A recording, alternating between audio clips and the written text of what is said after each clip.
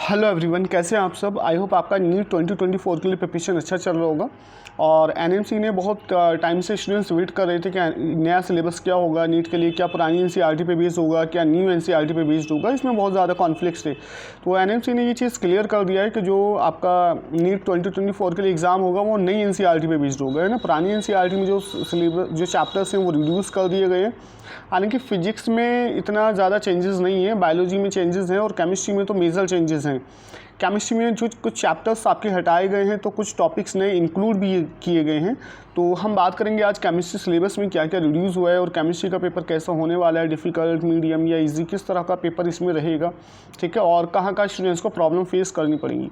तो चलिए नीट 2024 के लिए केमिस्ट्री को डिटेल एनालिसिस करते हैं। केमिस्ट्री में क्या चीज़ आपको इंक्लूड किया है। देखो, अगर हम पार्ट 1 की बात करें, क्लास 11th के पार्ट 1 की, तो इसमें आपका चैप्टर फर्स्ट जो दिया है some basic concept of chemistry, आपका ये आ रहा है बेटा, ठीक है। एटॉमिक स्ट्रक्चर आपका दिया हुआ है इसमें एनएमसी ने, और पीरियोडिक क्लासिफिकेशन ऑफ एलिमेंट्स आपका दिया हुआ है, एंड फोर्थ केमिकल बॉन्डिंग आपका ये दिया हुआ है। स्ट्रेस ऑफ मैटर जो चैप्टर है ये नहीं है आपका सिलेबस में, स्ट्रेस ऑफ मैटर, और केमिकल थर्मोडायनेमिक्स चैप्टर दिया हुआ है, और इक्विलिब्रियम चैप्टर भी एनएमसी ने आपका इसमें दिया हुआ है सिलेबस में।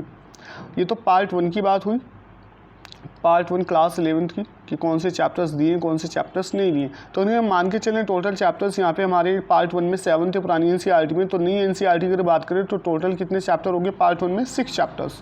और अगर हम पार्ट 2 के लिए बात करें, पार्ट 2 में डिस्कस करें अगर हम, तो देखो पार्ट 2 में जो क्लास 11th है उसमें हमारा रिडॉक्स रिएक्शन चैप्टर दिया हुआ है, चैप्टर 8 दिया हुआ है। Hydrogen and its compound chapter नहीं है। S block elements chapter exclude कर दिया, ये नहीं है। आपका पी ब्लॉक एलिमेंट्स रखा है एनएमसी ने, और some basic principles and technique जो कि जिसको हम बोलते हैं जनरल ऑर्गेनिक केमिस्ट्री, ये दिया हुआ है। हाइड्रोकार्बन दिया हुआ है। इन्वायरमेंटल केमिस्ट्री जो है आपका ये नहीं है सिलेबस में। तो इस हिसाब से अगर देखा जाए तो हमारे 1, 2, 3 चैप्टर्स रिड्यूस हुए पार्ट सेकंड में। तो टोटल चैप्टर्स हमें 1, 2, 3, 4 चैप्टर्स यहाँ पे मिल रहे हैं। इट मीन्स क्लास 11 से हमें टोटल चैप्टर्स मिलने वाले बेटा 10, ठीक, क्लियर। अब क्लास 12 की बात कर लेते हैं। क्लास 12 में हमारा जो फर्स्ट चैप्टर है सॉलिड स्टेट ये नहीं है। सेकंड चैप्टर सॉल्यूशन दिया हुआ है एनएमसी ने। थर्ड चैप्टर इलेक्ट्रोकेमिस्ट्री भी दिया हुआ है, and fourth chapter chemical kinetics भी इंक्लूड किया है। फिफ्थ चैप्टर सरफेस केमिस्ट्री नहीं इंक्लूड किया है, और सिक्स चैप्टर मेटलर्जी भी नहीं दिया हुआ है जो कि पुरानी एनसीईआरटी में दिया जाता था। 7 chapter P block elements group 15, 16, 17, 18 ये दिए हुए हैं, और 8 में आपका डीएनए ब्लॉक एलिमेंट्स दिया हुआ, और 9 कोऑर्डिनेशन कंपाउंड भी आपका एनएमसी ने दिया है अपने सिलेबस में, ठीक है। तो यहाँ पे अगर हम बात करें हमारे चैप्टर रिड्यूस हुए हैं, सॉलिड स्टेट रिड्यूस हुआ है, और 5th चैप्टर सरफेस केमिस्ट्री और मेटलर्जी रिड्यूस हुआ है। तो इस हिसाब से देखा जाए हमारे 9 चैप्टर आते थे पुरानी एनसीईआरटी में, और यहाँ पे जो हमें दिए हुए हैं 1, 2, 3, 4, 5, 6 चैप्टर्स। तो 6 चैप्टर्स आपको पार्ट 1 12th क्लास में मिलने वाले हैं एनएमसी के अकॉर्डिंग नीट 2024 के लिए। और अगर हम पार्ट सेकंड 12th की बात करें बेटा, पार्ट सेकंड 12th में देखो आपका चैप्टर 10 हेलोएरिन इंक्लूड किया है, ठीक है। Compound containing halogen, alcohol, phenol, ether include किया गया है, ठीक है, नीट के लिए। एल्डिहाइड, कीटोन, एसिड इंक्लूड किया है, और अमाइन भी आपका इंक्लूड किया है। बायोमोलिक्यूल भी आपका इंक्लूड किया है। पॉलीमर चैप्टर आपका नहीं है। केमिस्ट्री इन एवरीडे लाइफ ये भी नहीं है, ठीक है। ये दोनों चैप्टर्स हटा दिए हैं। तो अगर पार्ट 2 की बात करें तो 1, 2, 3, 4, 5 चैप्टर्स हमें यहाँ पे मिलने वाले हैं। तो ये टोटल हमारे कितने हो गए? 11 चैप्टर्स हो गए, टोटल 11 चैप्टर्स, ठीक है। तो टोटल हमारे 11 चैप्टर्स। तो हमारे 10 चैप्टर क्लास 11 से, 11 चैप्टर क्लास 12 से हैं। तो टोटल हमारे किसने 21 चैप्टर्स हमारे इंक्लूड किए एनएमसी ने, जो हमारे एनसीईआरटी से डायरेक्टली मिलने वाले हैं 21 chapters. Paper no doubt NCERT based ही आएगा। अब ये तो हमने बात की कि कौन से चैप्टर्स इसमें इंक्लूड किए हैं एनएमसी ने नीट 2024 के लिए, और कौन से चैप्टर्स रिमूव कर दिए। आई होप आपको ये क्लियर हो गया होगा, ठीक है। नेक्स्ट इसमें हम बात करते हैं, हम देखो फिजिकल केमिस्ट्री को लेके। तो देखो फिजिकल केमिस्ट्री में some basic concept of chemistry chapter है, एज इट इज़ है, कोई चेंजेस नहीं है, ज़्यादा मेजर चेंजेस नहीं है। एटॉमिक स्ट्रक्चर की अगर मैं बात करूँ, देखो एटॉमिक स्ट्रक्चर में पहले क्या था, जो एलिमेंट्री जो आपका क्वांटम मैकेनिक्स था या क्वांटम मैकेनिकल मॉडल को इतना स्टडी नहीं किया जाता था, लेकिन इस बार एनएमसी ने जो एलिमेंट्री आइडिया है क्वांटम मैकेनिक्स को लेके ये इंक्लूड किया है, elementary idea of quantum mechanics, ठीक है। क्वांटम मैकेनिकल मॉडल इंक्लूड किया है, quantum mechanical model of atom include किया है। इसके इंपॉर्टेंट फीचर्स क्या हैं, concepts of atomic orbitals as one electron wave function variation of sin psi square with radius for 1s and 2s orbitals। ये NCERT ने ये टॉपिक्स हालांकि NCERT के अंदर होते हैं एटॉमिक स्ट्रक्चर में, बट होता है क्या, इन पे ज़्यादा फोकस नहीं किया जाता क्योंकि ये जो कॉन्सेप्ट्स हैं ये जेईई में ज़्यादा पूछे जाते हैं, नीट में यहाँ से क्वेश्चंस बहुत कम आते हैं।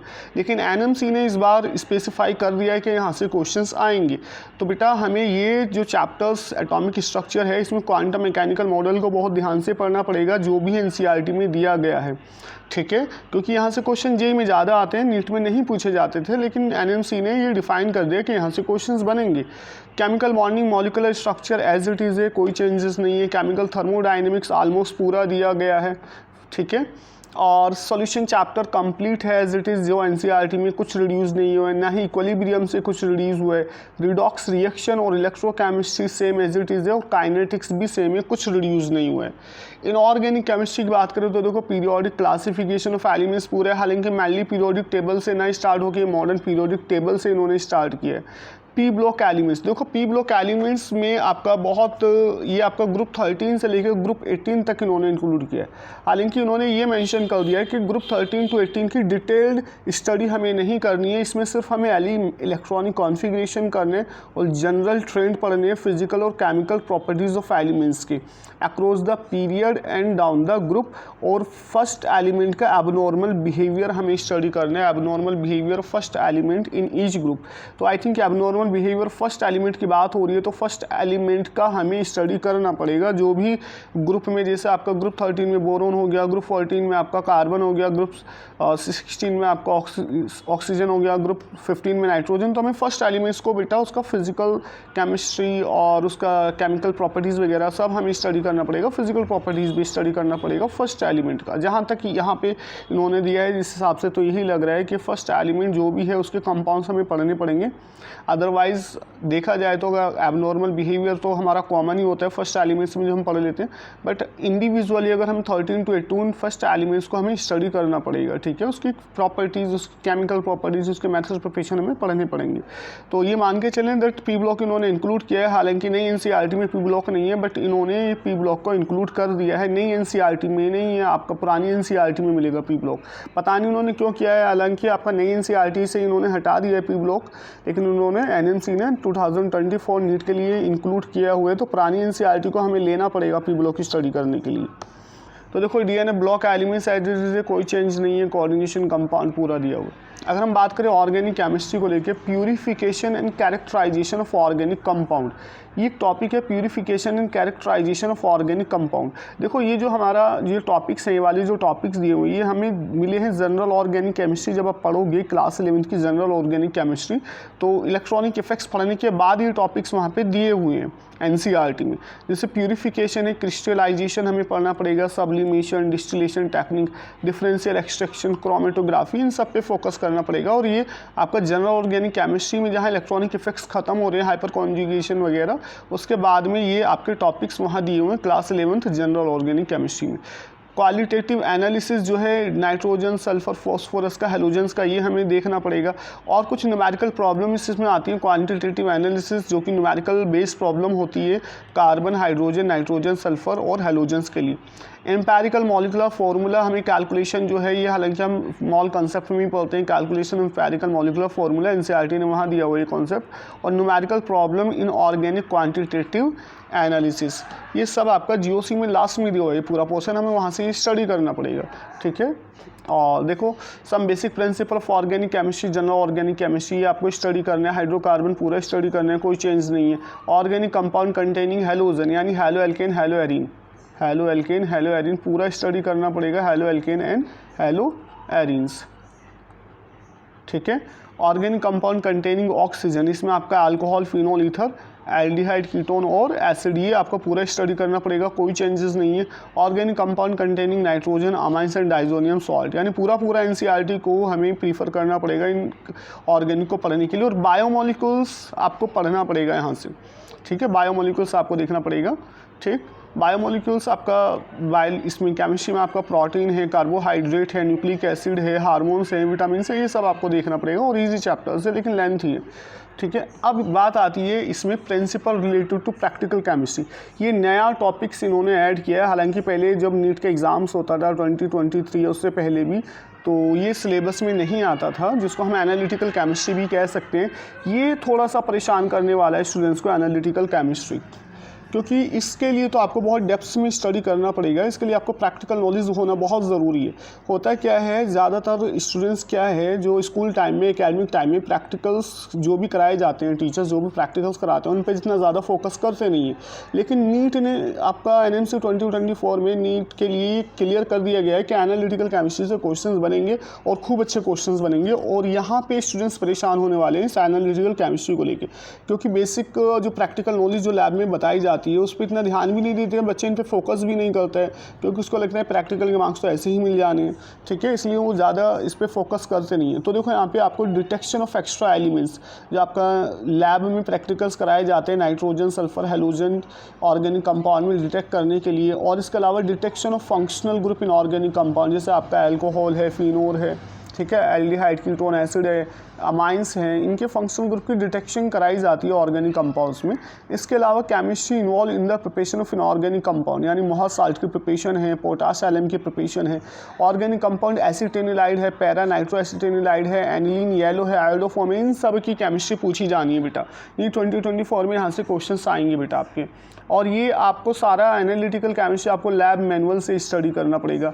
ये NCERT ने नहीं दिया हुआ है, ये आपको लैब मैनुअल लेना पड़ेगा क्लास 11th क्लास 12 का, वहाँ से ये सब आपको स्टडी करना पड़ेगा, ठीक है। और chemistry involve in titration, even titration जो आपके एक्सपेरिमेंट हैं, जो आपके सबसे ज़्यादा फोकस किया जाता है लैब्स में, ठीक है, टाइट्रेशन के ऊपर, वहाँ से क्वेश्चंस आपके बनने वाले हैं। Acid base titration indicators, oxalic acid versus कैमेनोफोर, मोहा सॉल्ट वर्सेस कैमेनोफोर, Mohr salt means ferrous ammonium sulphate versus कैमेनोफोर।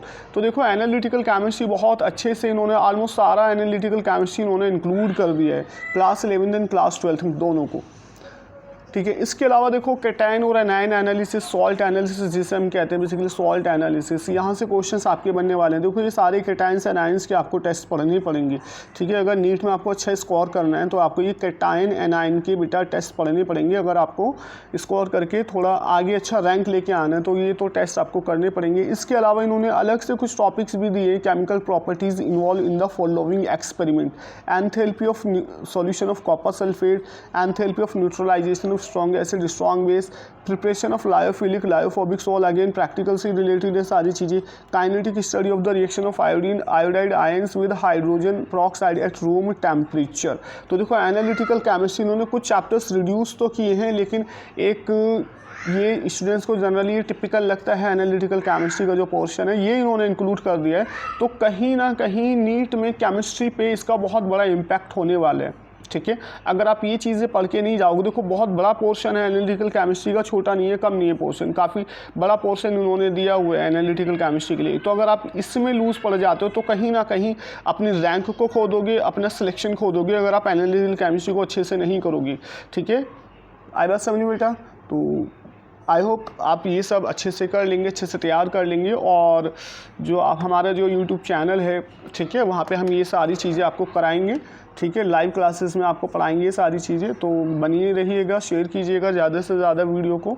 तो thank you so much everyone.